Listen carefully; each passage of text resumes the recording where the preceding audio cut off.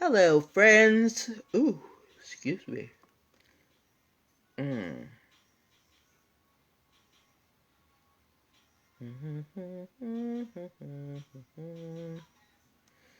Happy Tuesday, guys.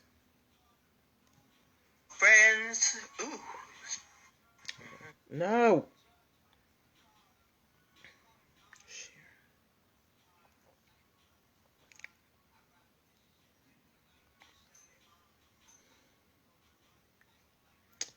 Share my post. Oh, I want to say hi to my parents, hi to Joey, hi to all of my family members and friends who watch the show. Hey, hello. All right. So we are all shared out there. Let's go live. Hey guys, give me 1 second. A piece of the Derby pie. All right.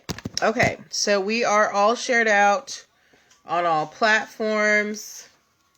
Let me turn the recorder on.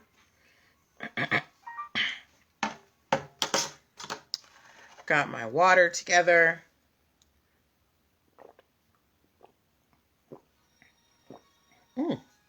So thirsty.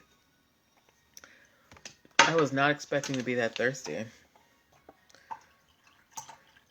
me refill my mug. Did y'all get your mugs yet? Did you get your mugs yet? NPL Legal Dish mugs. Sip the legal tea while you drink some tea with your mugs. Okay? All right. We're getting started at 8:05. While we wait for that to happen, couple of announcements. Thursday at 5 p.m. Eastern Standard Time.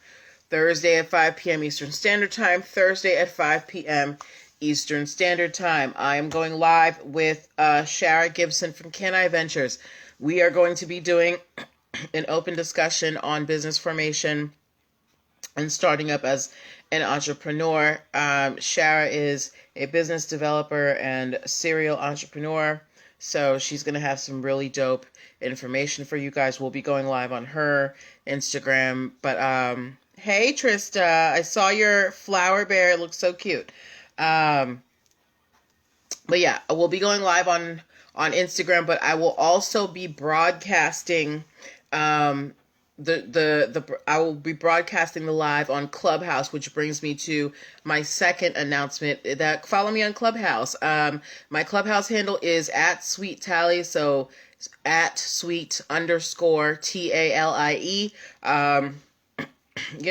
I signed up with the wrong handle, but when you go to that Clubhouse account, you'll see me. So if you want to be able to participate in the discussion in real time, go follow me on Clubhouse, because that's where I'm going to be broadcasting. All right. But it's 8:05, so let's get started. Okay. Let me pause this music. All right. Welcome. Happy Tuesday, everybody. Welcome to NPL Legal Dish. This is my Monday through Wednesday live broadcast where I teach business and legal concepts using pop culture and celebrity news. If this is your first time watching and you don't know who I am, you're like, who is this lady?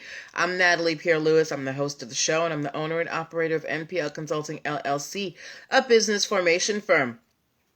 What that means is I help people like yourself get your business paperwork together. So things like getting your articles of incorporation with the state, making sure you have EIN numbers and DUNS numbers, making sure you have appropriate contracts so you don't get burned by clients and partners, brand protection strategies so people don't steal your business ideas, hiring and training policies so you don't get sued for discrimination. Hi, G House DC1. I help you do all of these things. If you are wondering why I'm qualified to help you do all of these things, I'm very happy you asked. I am a licensed attorney, have been one for 15 years. now and counting. I have started multiple businesses for myself and others, both online and offline. I've had many careers in the realms of entrepreneurship, the law, education, hospitality, and administrative support. And most important, I'm very passionate about making business and legal education as accessible to everyone as possible. Not everybody has the time, the money, or the desire to go to business school or to law school, but a lot of you have amazing business ideas, and if you're going to be successful in business, there are just some things that you need to know. So that is why I'm here. So if you are in the startup phase of your business, at the top of the year, people always want to launch things. So if you're trying to, start up your business, or you have a business idea and you're like, I don't know where to start, or, you've been in business for a little while, but you don't really have structure and you're looking to, make your operation more legitimate, call me. I want to help you out. The way that we're going to get in contact, you're going to go to linktr.ee/npl consulting firm, linktr.ee/npl consulting firm. There you can book a free 15-minute consultation if you're a first-time client. That is the only link in my bio on Instagram, and the link to book your free consult is all over my Facebook page. You just have to find any post or in, the margins or something. But yes, so that's one way to get in contact with me at linktree/NPL Consulting Firm. You can also download the free Biz Launch cheat sheet that will help you choose and start your dream business in 7 days or less. You will also be able to access many of my ebooks and video training. So right now, in the month of January, we are focusing on business entities. So, you need to know the right business entity so that you can figure out which one has the best legal and financial benefit for you and kind of fits your operation best. So if you want to learn the full scoop on business entities, go grab my business entities ebook. It's only $9.97 at linktree/NPL Consulting Firm. Okay. So, and also at linktree/NPL Consulting Firm, you can get your show merch, NPL Legal Dish. If you like my t-shirt, they come in white, black, and navy blue. The navy blue one has a blue-green emblem. We also have mugs. So, if you are a faithful watcher of this show and you want to show people how you got to be such a smarty pants, go grab your NPL Legal Dish merch. Also at linktree/NPL Consulting Firm. I am so parched today. So excuse me if I'm, interpolating water and stuff, but I'm just so thirsty today. But that is enough about me and the business side. Let's get to the show side, all right? Even though this is part of my business. So the way that the show works is, this year we've added a new segment. So at the top of the show, we do something called NPL Nuggets now, where I give you a very short explanation of a business or legal concept, and just to kind of, help you start to build your business vocabulary and your business education, okay?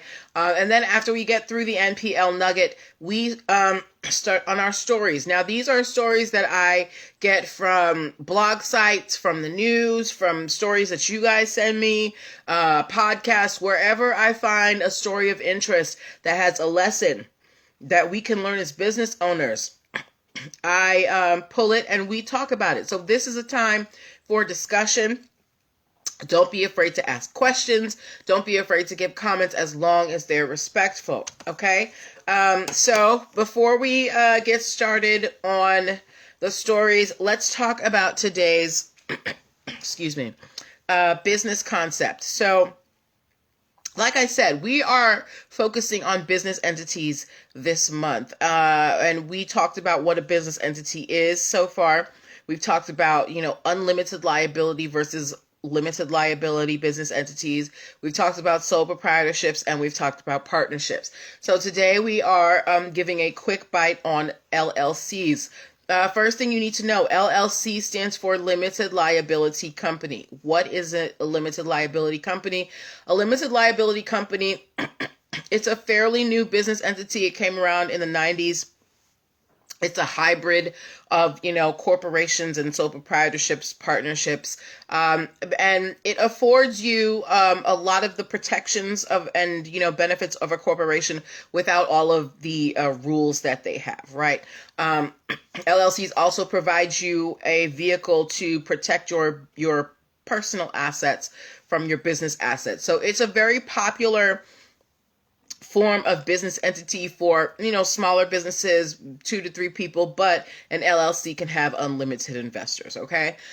So that is our NPL nugget for the day. If you want more information on LLCs, limited liability companies, pick up the business entities ebook. It is $9.97. Go to linktr.ee/NPL consulting firm, and it is the very first button. Okay.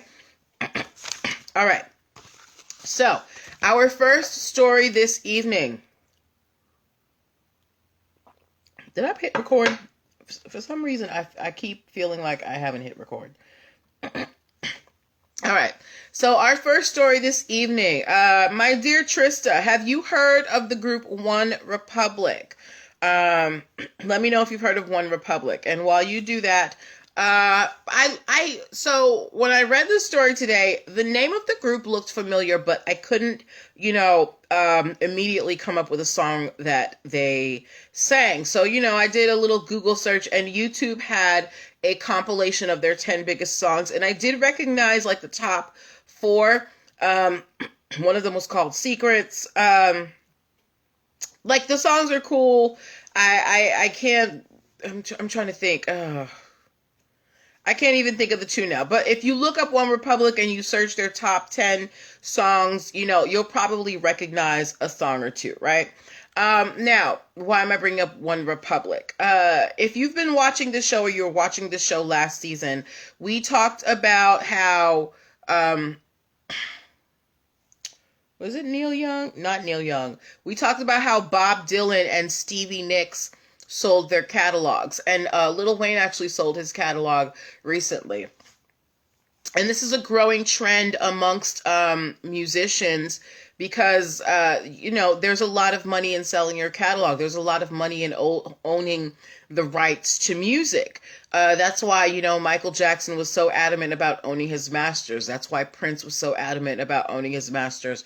There's a lot of money to be made in owning, the copyrights and the publishing and all of the rights that go into writing a song, right? So, what does this have to do with One Republic? The lead singer of One Republic, Ryan Tedder, he is yet another musician who has sold his song catalog. Ryan Tedder has about 500 songs in his catalog, including songs that he wrote for Beyonce and Adele. Y'all know I love Beyonce. He has sold them to the same company, KKR, that bought 80% of Stevie Nicks' rights to her music. So this company, KKR, seems to be picking up music, copyrights and rights to musicians' music all over the place, right? As well as Ryan Tedder. Oh, before we even move on to that.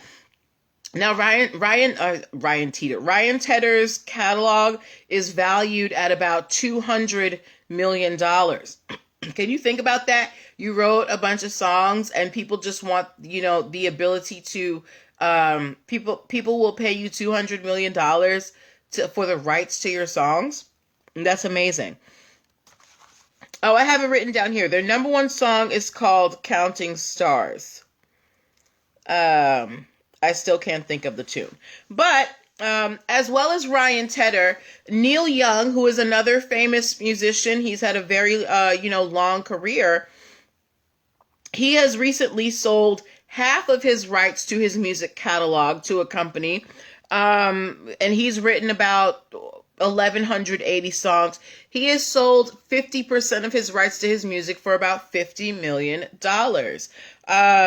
So, I mean, again, I said this is a trend amongst musicians and entertainers because, there's no more touring anymore. A lot, you can't make money from touring really. So musicians are looking for alternate sources of income. And by owning your masters, you can generate a lot of income, as we're seeing in these stories here. This is why it's important to own the rights to your work, because if you become some big famous artist in whatever, area you're in, you want to own the rights to that, because somebody that will be valuable to somebody someday. So this is just kind of, an encouragement to you to make sure that your work is protected. My authors out there, my songwriters, my artists, but what else would we protect?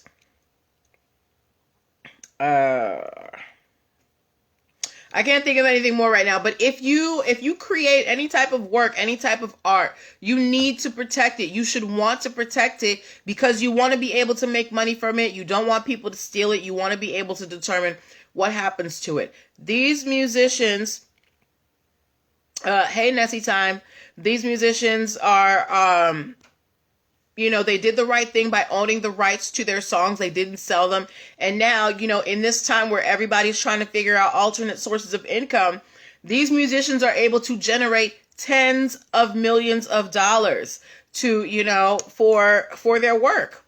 So I think it's really awesome. So congratulations to Ryan Tedder of One Republic and to Neil Young. Okay.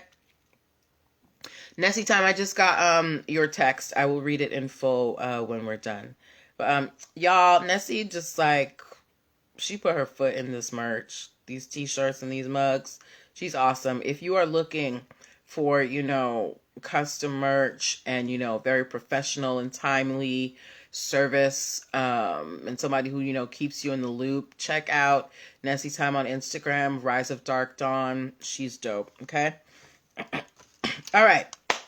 Moving on to our second story of the evening. This is actually a follow-up story. A while ago, I told you guys about a Kentucky newspaper that was being sued by a company. Oh, you're welcome. Thank you. You're a pleasure to work with too, Nessie. So a while ago, I told you guys there was this Kentucky newspaper called the Louisville Courier-Journal. They were being sued by a gentleman named Alan Rupp. Now, why were they being sued? So apparently the Louisville Courier-Journal had posted an article and in their newspaper about something called Derby pie. And they used Derby pie to refer to a type of chocolate walnut pie, right? And in the article, they also had a recipe for Derby pie and variations of Derby pie. And they also shouted out a particular restaurant where they got these variations called Captain's Quarters, right? Now, here is the issue. Alan Rupp, the person who is suing the newspaper, he owns the trademark to the phrase Derby pie. He lives in Kentucky, and he has a business where he sells, sweets, including something called Derby pie, and and that particular Derby pie has a specific recipe. So when Alan found out about this article that the newspaper wrote, he was like, wait. You're writing about Derby pie. We're the only ones who can talk about Derby pie because we own the trademark to Derby pie. Why do you think Alan Rupp lost his infringement lawsuit against the Louisville Courier-Journal? I'm going to let you guys do that. Why do you think Alan lost the journal? Louisville, the journal was saying, hey, if you like chocolate walnut pies, better known as Derby pies, here's some recipes, here's some variations. And Alan Rupp is saying, hey, we make this specific type of Derby pie, and we have the trademark for the name, so give us some money. Why do you think the judge said no, girl? Why? I gave you all of the facts about this article. And my people in podcast land, please be patient. I want to give the viewers a chance to get their answers in. Why am I so congested today? All right. Yes, Nessie time. It was the recipe was different, and they also shouted out a different restaurant. The judge said, "Look, nobody here is going to confuse the Derby pie that the Louisville Courier Journal is talking about with your Derby pie." They literally said, "We got these recipes from Captain Quarters." They're not using it to associate Derby pie with a particular business. They are just calling walnut chocolate pies in general Derby pie. So they're saying there is no confusion here between Alan Rupp's trademark Derby pie and Derby pie in general. So what do you think about that ruling? Do you think it was fair? Do you think that Alan Rupp had a credible argument that this was trademark infringement, that the Courier should not be allowed to use the term Derby pie when talking about chocolate walnut pies? What do you think about the ruling? Let me take this lamp down. Sorry, y'all. I be forgetting. What do you think about this ruling? I think it was spot on. It's like, yes, you own Derby pie for a specific recipe of Derby pie, but you don't own, like when you have a trademark, you only own your trademark in a very limited capacity. You own it within your industry, right?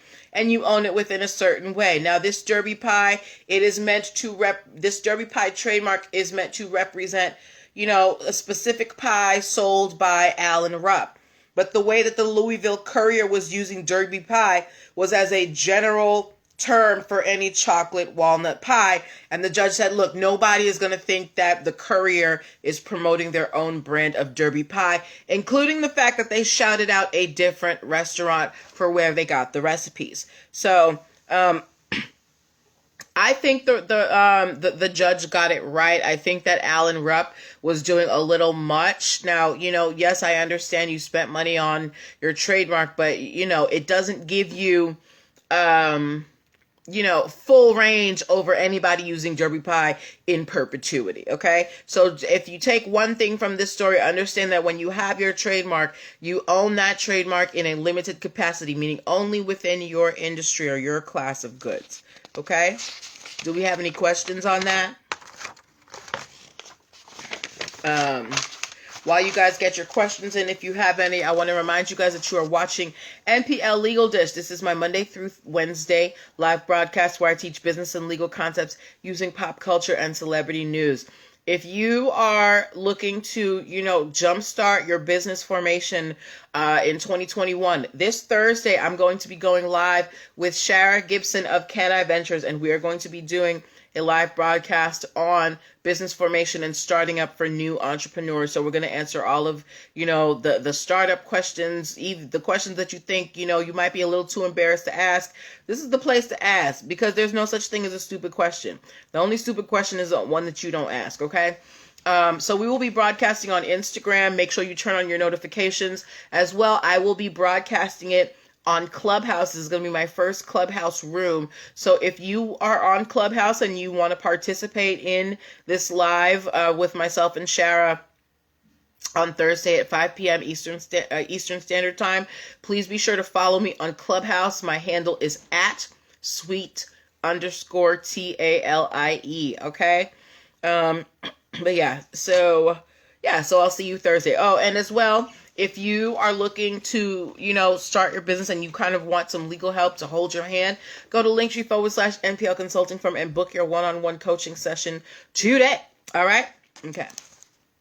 Moving on to our last story of the evening. I think we're actually going to finish early tonight, or, we can go into some Q&A.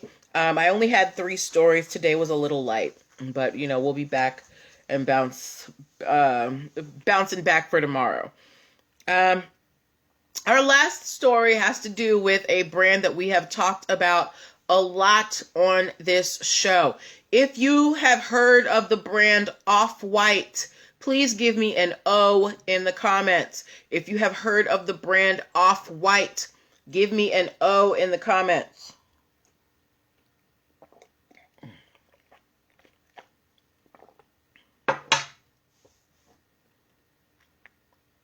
If you've heard of the brand Off-White, give me an O in the comments. Oh. Y'all, my live just went out on Instagram. I can't even believe that.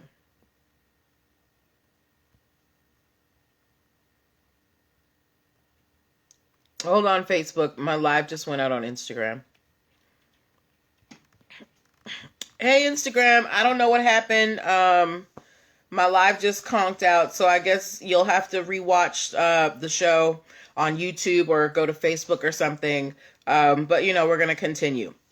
So as I was saying, if you are familiar with the brand Off-White, please give me an O in the comments. If you are not familiar with Off-White, they are a high-end streetwear brand.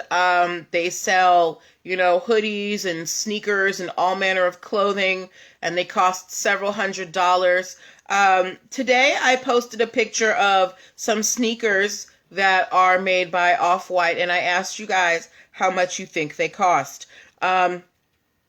Now, again, I said Off-White is a high-end streetwear brand. One of y'all told me $19.99, and the person who said it is somebody who has been watching this show, so we talk about Off-White. Them shoes wasn't $19.99. Anyway, and I asked you guys how much you thought the shoes were. Someone said $19.99. Nope. Somebody said $200, and it was still too low. The shoes that I posted in my stories, they run for anywhere between $515 and $585.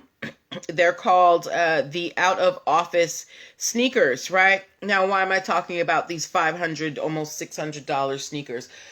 Off-White is notorious for trying to trademark very mundane things. They have been trying to trademark red zip ties for shoes. They've been trying to trademark the phrase product bag in quotation marks for tops and bottoms. They've tried trademarking paperclip necklaces. And they're always getting pushback from the USPTO. The USPTO is like, girl, this is so generic. What are you trying to do? Prove to us that, this is a trademark. And Off-White, this does not stop them from continuing to apply for trademarks. So currently, Off-White is trying to get a trademark for the phrase "for walking" in quotation marks. That's another thing. Off-White is trying to trademark quotation marks as a hallmark of their brand. Like when you see quotation marks, you think Off-White, right? So Off-White wants to trademark the phrase "for walking" in quotation marks and put them on this out of office shoe. And the USPTO office is like, well, this is just a description because that's what shoes do. So prove to us that this is actually a mark that distinguishes your brand from something else. So Off-White has to come back and argue that "for walking" is a distinguishable trademark. So, hey, Nessie Time, I don't know what happened. Instagram was just hating on me, okay? So, why am I bringing this story to you guys? It's because I want you to know that if you are ever trying to trademark something and you get what is called a non-final office action, right? It's not the end of the world. If they're saying, hey, we're not sure that we can give you this trademark because we have these concerns, that's not the end of your trademark application. That is your opportunity to, show the USPTO why this thing that you want to trademark is signature to your brand. And apparently Off-White has the time, the desire, and the means to defend the "for walking" in quotation marks trademark. Now, I personally don't understand the obsession with Off-White. I think the stuff is really basic, and the only thing that makes it expensive is the name. And I don't think the products are that cute, right? But they're a very well-known, very well-respected streetwear brand, so, they can charge a premium price. But in trying to distinguish themselves in the streetwear market, they're trying to trademark a lot of things that are considered pretty generic. Because when you, those who are watching, when you think of red zip ties, tell me, what do you think of, right? And when you think of, actually, yeah, let's just do red zip ties. When you think of red zip ties, what do you think of? And then let's do one more. And then also, when you think of quotation marks, when quotation marks come to mind, what do you think of? Do you think of the brand Off-White? Because I don't. When I see quotation marks, I think of a quote in a book. I'm a big bookworm. When I see red zip ties, I think of, like industrial bags that are sealed. I don't think of this streetwear brand, probably because I'm not a streetwear person. But Off-White keeps trying to make fetch happen, and the USPTO keeps saying, girl, prove it. So how many of you think that Off-White should be able to trademark the phrase "for walking" in quotation marks? So it's quotation, for walking, quotation. That is what they're trying to trademark. What do you guys think about that? If you're driving, don't answer. But if you're not driving, let me know you out there. I am so thirsty, guys. Parched. I think that Off-White does a lot. I think that Virgil Abloh, he just tries, to throw things on the wall and see what sticks. I don't find him to be particularly innovative. He just tries to take normal things and then, charge a huge price tag on them. And that's just not my jam. But, if you have an audience that's willing to pay that for your products, get to the bag, sis. All right. But yeah, so those were the stories that I had for you this evening. Now we have a pretty generous amount of time. Like I said, the show has been extended by 5 to 10 minutes Monday through Wednesday because we no longer do Thursday. So this is the perfect time for us to have a Q&A session. If you are, have questions about business entities that we're covering this month, we've talked about sole proprietorships, partnerships, LLCs. We've talked about unlimited liability versus limited liability. We've talked about what a business entity is. Now is the time to ask if you have questions about any other aspects of business formation, like EIN numbers, DUNS numbers, different types of contracts, brand protection strategies, hiring and training strategies. Hold on. I have a question from Nessie. Nessie Time said, did you talk about Tracy Chapman winning her copyright against Nicki Minaj? I talked about that last night, Nessie. I talked about it last night. Nikki said, I don't want no smoke from Tracy Chapman. Take this $500,000 and leave me alone, girl. Hi, the sincere God. Yes, I did talk about Tracy Chapman.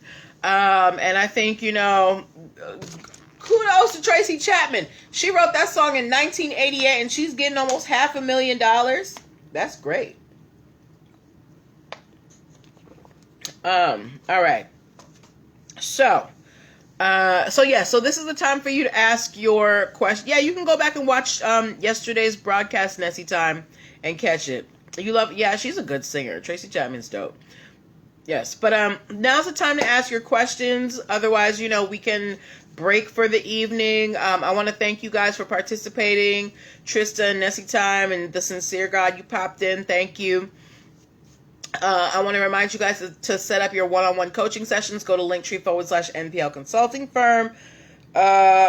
Remember to set up your notifications because I will be going live this Thursday with Can I Ventures, talking about business formation and startups, starting up with for new entrepreneurs.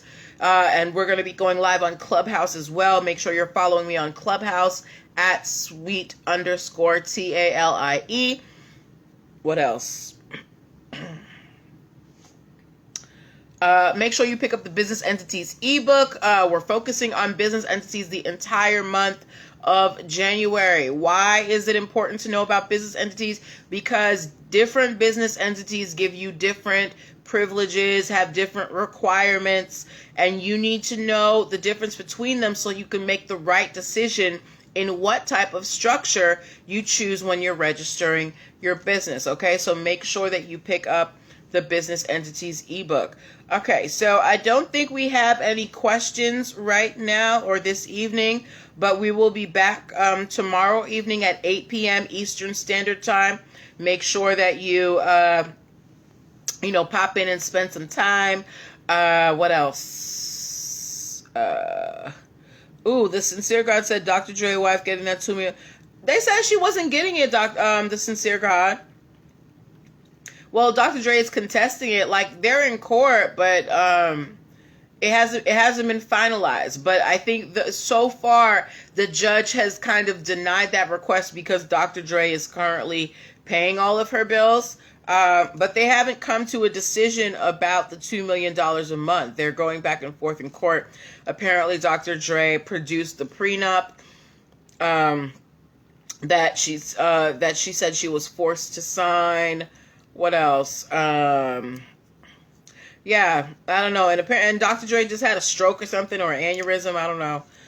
Who knows what's happening? They all look. Everybody in that thing is going to be fine. Okay, nobody's going to end up on the street. All right.